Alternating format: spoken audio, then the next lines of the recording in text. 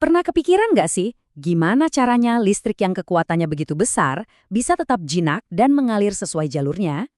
Nah, hari ini kita akan bahas tuntas soal pahlawan tak terlihat yang membuat dunia modern kita terus berjalan.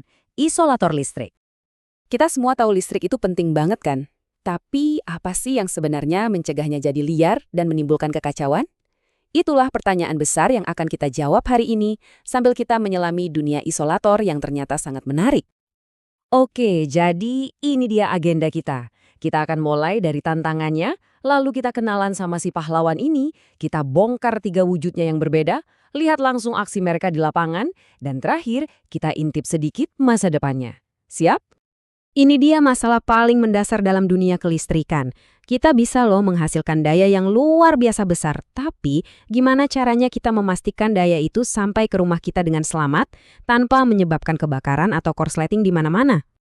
Coba deh bayangin, kita mencoba mengarahkan sungai deras tapi nggak ada tepiannya. Pasti airnya meluap kemana-mana kan? Nah itulah yang terjadi sama listrik kalau nggak ada isolator. Jadi gimana dong cara kita membangun tepian ini untuk arus listrik? Nah, disinilah pahlawan kita muncul, isolator. Bahan-bahan yang kelihatannya sederhana ini punya tugas yang super penting, yaitu menjaga agar listrik tetap berada di jalurnya. Jadi, apa sih rahasia isolator? Sederhana. Ini semua tentang struktur atomnya. Elektron-elektron di dalam isolator itu terkunci rapat di atomnya. Jadi, mereka nggak bisa bebas bergerak kemana-mana untuk membawa arus listrik. Beda banget sama konduktor. Setiap isolator punya 3 misi utama. Pertama, mencegah arus bocor. Kedua, melindungi kita semua dari sengatan. Dan ketiga, memastikan seluruh sistem kelistrikan berjalan dengan andal. Ketiga hal ini benar-benar krusial. Nah, yang bikin isolator ini makin keren adalah mereka nggak cuma satu jenis. Mereka ada dalam 3 wujud yang berbeda, padat, cair, dan gas. Masing-masing dirancang khusus untuk menghadapi tantangan yang unik. Ini dia perbandingan yang paling gampang buat ngebayanginnya. Kalau konduktor itu ibarat jalan tol yang super lancar buat para elektron, nah isolator ini adalah dinding benteng yang kokoh, jalan buntu buat arus listrik. Oke, kita bedah satu-satu ya. Isolator padat, contohnya keramik, itu kuat banget dan tahan banting. Terus ada yang cair, kayak oli trafo, ini jago banget buat mengisi celah-celah sempit sekaligus mendinginkan alat.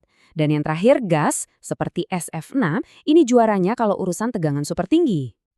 Tapi, nggak semua bahan bisa jadi isolator. Ada syaratnya. Mereka harus punya 4 kekuatan ini. Tahanannya harus tinggi banget, stabil di suhu panas, dan nggak gampang berkarat. Tapi yang paling penting adalah kekuatan dielektrik, yaitu kemampuannya menahan tegangan listrik raksasa tanpa jebol. Oke, teorinya udah cukup.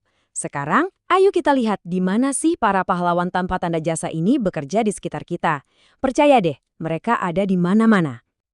Kita mulai dari yang paling sering kita lihat, isolator padat. Mereka ini ibarat tulang punggung sistem kelistrikan, memberikan kekuatan fisik sekaligus insulasi. Nanti kalau kalian lagi di jalan dan lihat tiang listrik, coba deh perhatiin piringan-piringan dari keramik itu. Itu bukan sekedar hiasan loh. Itu adalah isolator padat yang tugasnya memisahkan kabel bertegangan tinggi dari tiang penyangganya. Penting banget. Lanjut, kita beralih ke isolator cair. Nah, yang ini seringkali punya peran ganda yang mungkin nggak kita duga sebelumnya. Di dalam kotak logam besar di tiang listrik, itu namanya trafo, ada minyak khusus yang terus bersirkulasi. Fungsinya ada 2. Pertama, mencegah korsleting, dan kedua, mendinginkan trafo yang panas karena bekerja keras. Benar-benar multifungsi. Dan yang terakhir, kita sampai pada isolator gas. Ini dia pasukan khusus yang hanya diturunkan untuk aplikasi yang paling ekstrim. Di gardu-gardu induk yang ukurannya raksasa, ada alat bernama pemutus sirkuit. Nah, di dalamnya ada gas bernama sulfur heksafluorida atau SF6. Gas ini punya kemampuan luar biasa untuk memadamkan percikan api listrik raksasa yang muncul saat sirkuit tegangan super tinggi diputus. Isolator yang kita punya sekarang emang udah canggih banget.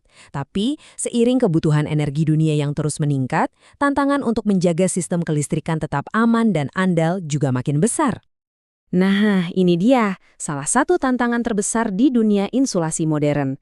Gas SF6 tadi memang isolator yang super hebat, tapi dia juga ternyata gas rumah kaca yang sangat kuat. Jadi, menemukan alternatif yang lebih ramah lingkungan sekarang jadi prioritas utama para insinyur. Jadi kalau mau diringkas, poin utamanya adalah ini.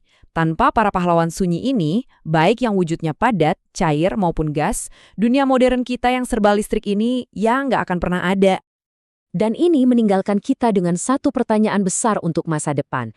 Seiring kita terus mendorong batas teknologi, gimana caranya kita berinovasi untuk menciptakan isolator yang nggak cuma makin kuat dan efisien, tapi juga lebih baik untuk planet kita? Masa depan kelistrikan kita sangat bergantung pada jawaban dari pertanyaan ini.